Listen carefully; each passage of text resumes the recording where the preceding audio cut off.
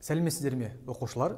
Бүгінгі сабағымыздың тақырыбы жай бөлшектерді ортақ бөлімге келтіру, жай бөлшектерді және аралас сандарды салыстыру. Бүгінгі сабақта сіз жай бөлшектерді ортақ бөлімге келтіруді және жай бөлшектерді аралас сандарды салыстыруды үйренесіз. Жай бөлшектерді және аралас сандарды ортақ бөлімге келтіруді қарастырайық. Жай бөлшектің негізгі қасиетін пайдаланып, 6-дан 5 бөлшегінің бөлімін 24-ке келтірейік.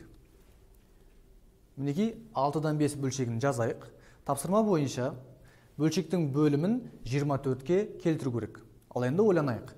6-ны нешеге көбейтсем 24 шығады? Әрине 4-ке көбейтсем. Енді бөлшектің негізгі қасиеті бойынша алымын да бөлімін де 4-ке көбейтемін. Сонда не шығады бізде? Жауабы 24-тен 20.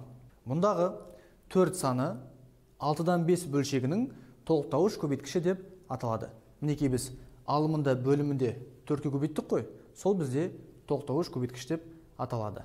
Ал енді жай бөлшектің негізгі қасиетін пайдаланып, 2,7-ден 3 аралас санының бөлімін 21-ге келтірейік.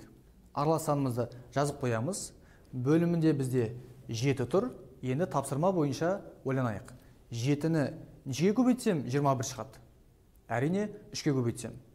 Енді ереже бойынша алымында бөлімінде 3-ке көбейтемін. Сонда жауабын жазайық. 2,21-ден 9. Мұндағы 3 саны 2,7-ден 3 аралас санының толықтауыш көбейткіші деп аталады. Мінекей алымында бөлімінде 3-ке көбейттік. Ал енді тапсырмаға көшейік. Бөлшектерді ең кіші ортақ бөлімге келтіріңіз. Бірінші 5-тен 2 және 15-тен 4. Ереже бойынша бөлімдеріне қараймыз. 5 пен 15-тің ең кіші ортақ еселігін табу керек. 5 пен 15-тің ең кіші ортақ еселігі 15. Бұны табатын қандай оңай жол бар еді? Мысалы, 5 пен 15-ті қараймыз. Қайсы үлкен? Әрине 15. Сосын ойланамыз.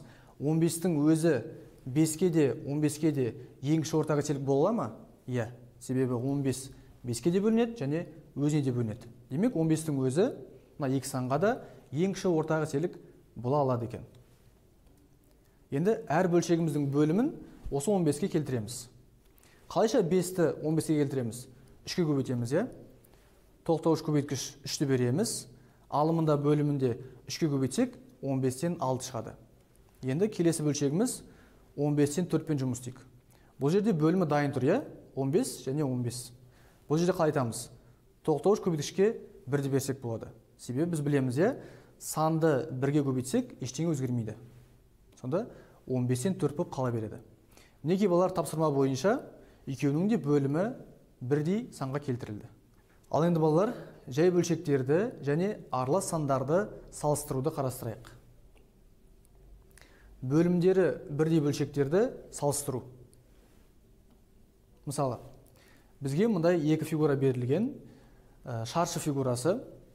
Мына шаршыда 4 бөліктің біреуі боялған, ал мына жақта 4 бөліктің екеуі боялған. Яғни жай бөлшекпен жазатын болсақ, мына жерде 4-тен 1 болады, ал мына фигурамызда 4-тен 2 болады.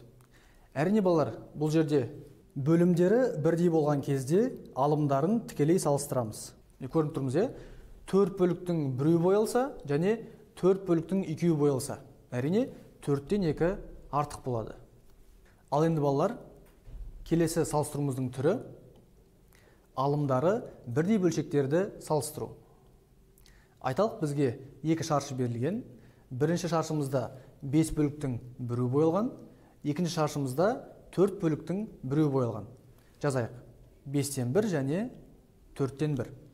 Назар аударайық.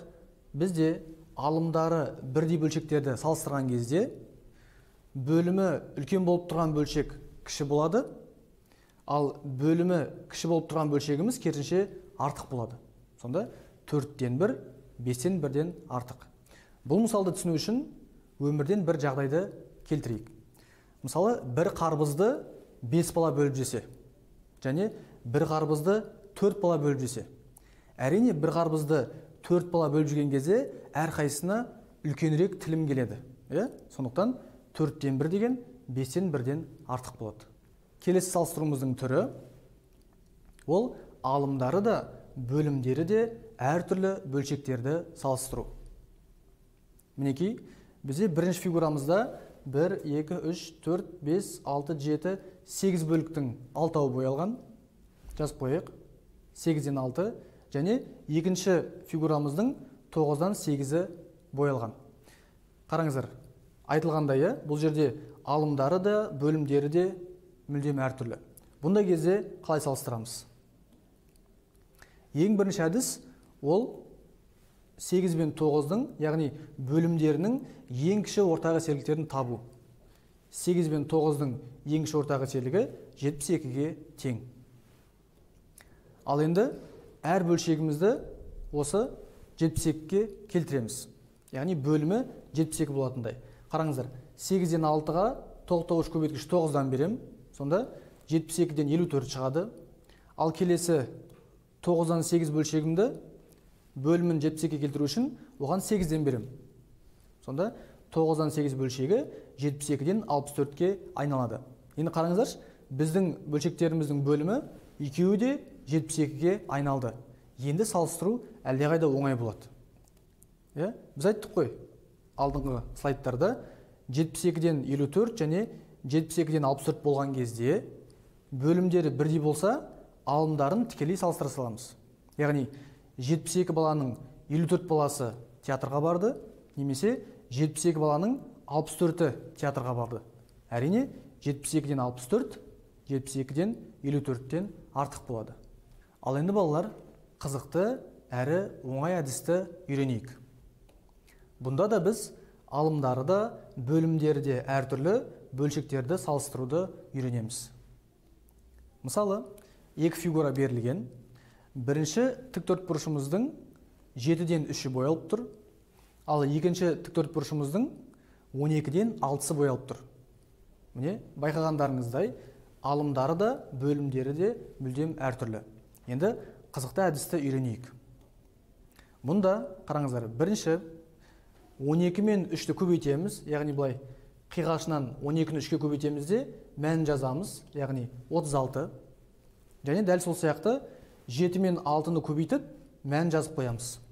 Сонда сол жағында 36 шықты, оң жағында 42 шықты.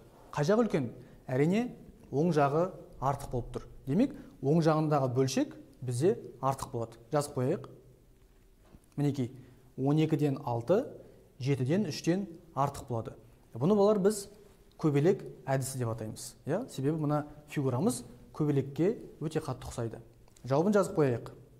Сонда қызықты әдіс бойынша біз 12-ден 6, 7-ден 3-тен артық екенін таптық. Енді балалар, аралас сандарды салыстыруға көшейік. Алдымен аралас сандардың бүтін бөліктерін салыстырамыз. Қай аралас санның бүтін бөлігі үлкен болса, сол аралас сан үлкен болады. Және керісінше. Мінекей, суреттегі назар аударайық. Мына жерде біз 4 шаршы көріп тұрмыз. Сол 4 шаршының 3-і толық боялған, яғни 3 бүтін, және 4-ші шаршымыздың жартысы ғана боялған. Яғни 3,5 деп айтамыз. Ал аралас санмен біз оны қалай жазамыз? 3 бүтін 2-ден 1 дейміз. Ал мына жерде 3 шаршының 2-і толық боялып тұр, яғни 2 бүтін, және 3-ші шаршымыздың 3 бөлігінің 2-і боялып тұр. Яғни 2 бүтін 3-тен 2. Осындай жағдайда қалай салыстырамыз? Ереже бойынша біз ең алдымен аралас санның бүтін бөлігіне назар аударады екенбіз. Мінекей, мұнда бүтін бөлігі 3-ке тең, ал мұнда бүтін бөлігі 2-ге тең. Біз білеміз ғой, 3 2-ден артық. Сондықтан 1-ден 3 бүтін 2-ден 1, 2 бүтін 3-тен 2-ден артық екенін білеміз. Осындай оңай әдісті қолданып жүріңіздер. Бүтін бөліктері бірдей болса, бөлшек бөліктерін салыстырамыз. Яғни, осындай да жағдай болады екен, 5 бүтін 5-тен 2 және 5 бүтін 5-тен 4. Ереже бойынша қараңыздар, бүтін бөліктері бірдей болып тұр. Ондай жағдайда бөлшек бөліктерін салыстырамыз. Мінекей, 5-тен 2 және 5-тен 4. Әрине, мысалы 5 алманың 2-ін жедім, немесе 5 алманың 4-ін жедім. Сонда 5-тен 4 артық екенін байқаймыз. Жауабы 5,5-тен 4, 5,5-тен 2-ден артық болады. Ал енді балалар, тапсырмаға көшейік. Бөлшектерді салыстырыңыз. Енді үйренгенімізді осы жерде қолданайық. Бірінші есеп 17-ден 5 және 17-ден 11. Бөлімдері бірдей, демек алымдарын тікелей салыстырамыз. 11 артық па, 5 артық па? Әрине 11 артық, демек 17-ден 11, 17-ден 5-тен артық. Келесі есебіміз 10-нан 7 және 14-тен 7. Бұнда байқаймыз, бірден алымдары бірдей екен. Ал біз айттық қой, алымдары бірдей болған кезде бөлімдері керісінше салыстырады. Яғни бөлімі кіші болып тұрған бөлшегіміз керісінше артық болады, ал бөлімі артық болып тұрған бөлшек керісінше одан кем болады. Жаңа айттық қой, 7 қарбызды 10 бала бөліп жесе, немесе 7 қарбызды 14 бала бөліп жесе. Әрине 7 қарбызды 10 бала бөліп жеген кезде әр балаға түсетін тілімдері үлкенірек болады. Сонда жазып қойық. 10-нан 7, 14-тен 7-ден артық болады. Осымен балалар, бүгінгі сабағымызда біз жай бөлшектерді және аралас сандарды ортақ бөлімге келтіруді үйрендік, және оларды салыстыруды үйрендік. Келесі сабақта кездескенше сау болыңыздар.